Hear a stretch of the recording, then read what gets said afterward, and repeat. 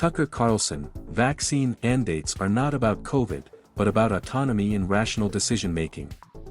Tucker Carlson Tonight host and decorated combat veteran Sean Parnell say opposing the import of Afghan refugees is not about race, it's about our duty to help Americans.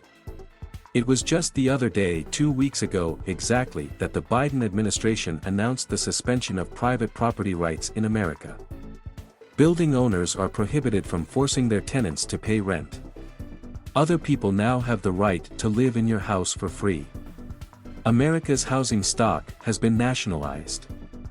From here on out, it's controlled by the Biden administration. But wait a second, you ask. This is America, can that be legal? No, it's not legal. It's unconstitutional.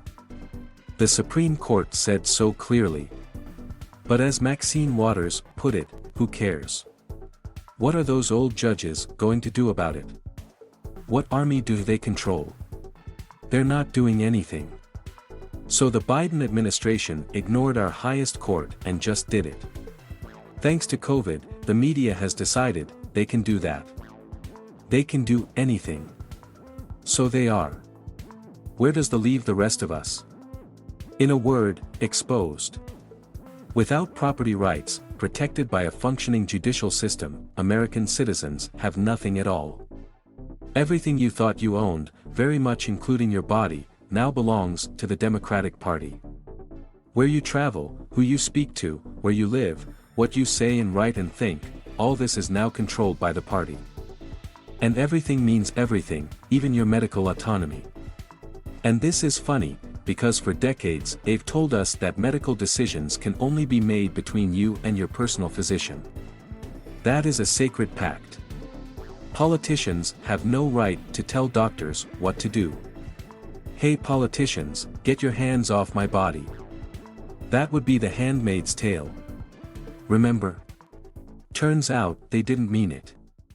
And just to show you how much they didn't mean it, we take you now to New York City, whose mayor is not only famously incompetent, but physically unclean.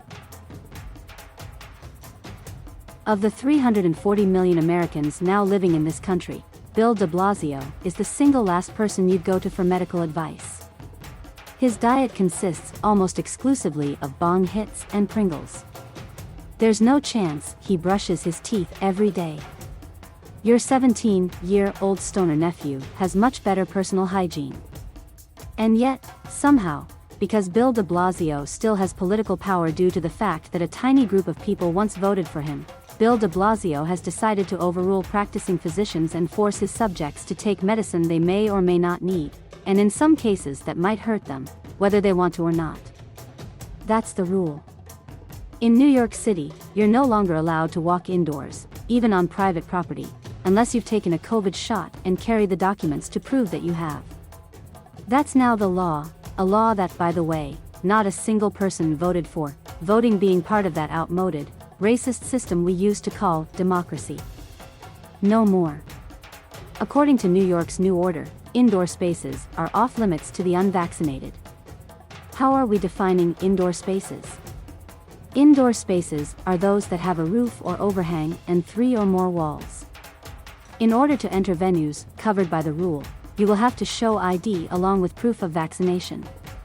That's the law.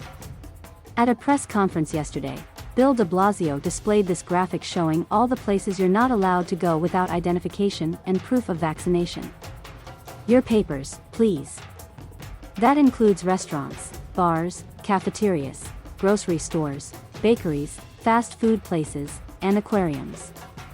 Hope you're not hungry or looking to see fish. You can't go. Businesses in New York are forced to hang posters explaining the mandate near their entrances. They don't own their walls, either. Bill de Blasio explained all this. De Blasio, and it's easy. All you have to do is show proof of vaccination.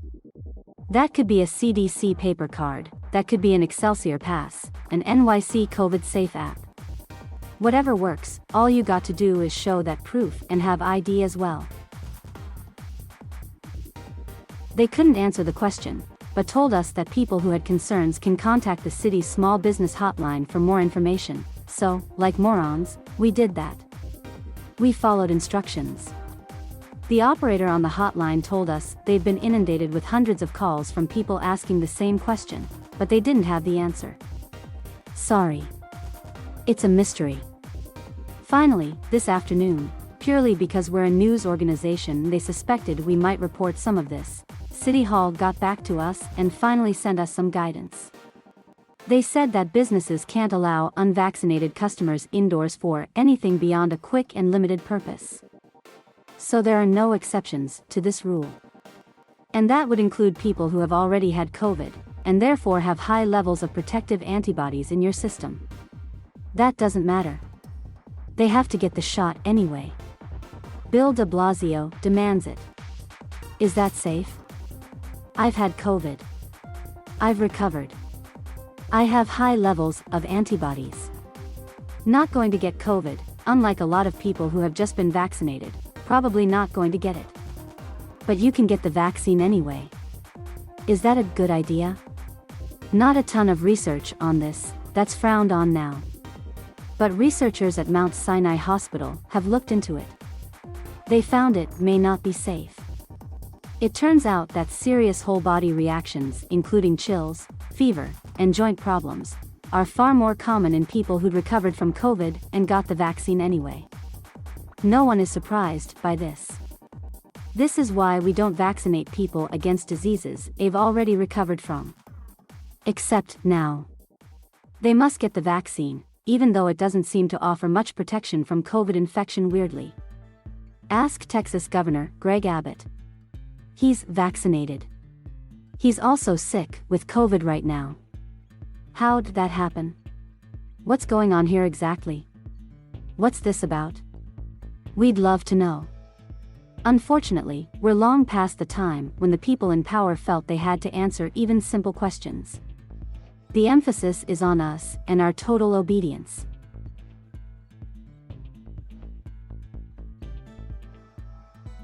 Thank you for watching. Please subscribe